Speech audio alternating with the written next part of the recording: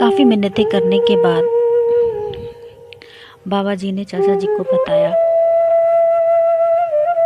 कि जो कुछ भी उस बच्ची के साथ हुआ, ये करने वाला कोई और नहीं, एक लड़का था जो उसे बहुत चाहता था और काफ़ी दिनों से उसके पीछे पड़ा था। पर उस बच्ची के लिए अपने माता पिता की इज्जत से बड़ी कोई चीज़ नहीं थी।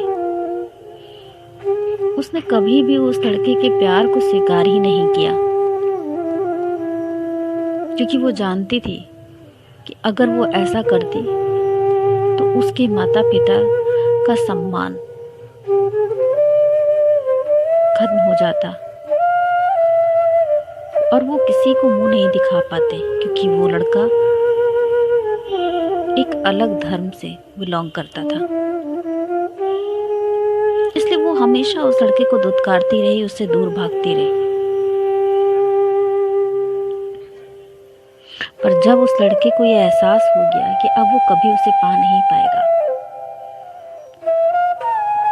तो उसने एक ऐसा कदम उठाया जो कि इंसानियत से परे था। उसके एक दोस्त की सलाह पर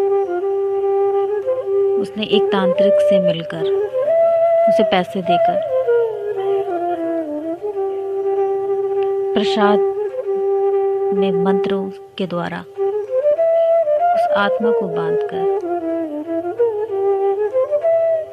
उस बच्ची की सहेली के माध्यम से उसको वो प्रसाद खिलवा दिया, क्योंकि उसके अंदर अब ये ईगो आ गया था कि अगर वो उसकी नहीं हो सकती तो उसके अलावा वो कभी किसी के नहीं हो सकती।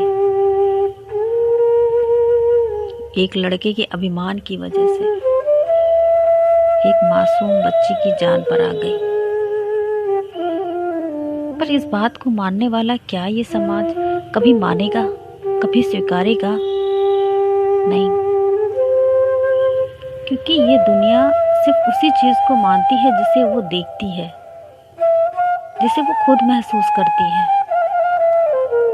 दूसरों पे आई विपत्ति कभी किसी को दिखाई नहीं देती और ना लोग उस पर जल्दी विश्वास करते हैं, और ये बात विश्वास के लायक थी भी नहीं।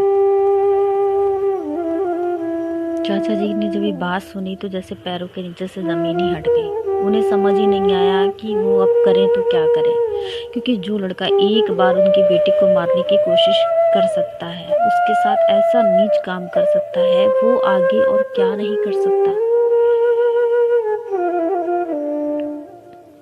उनके अंदर डर भर गया कि जब उस लड़के को पता लगेगा कि उनकी बच्ची अब बिल्कुल ठीक है, तो फिर पता नहीं अब कौन सा काम ऐसा करेगा जिससे वो उसे नुकसान पहुंचा सके।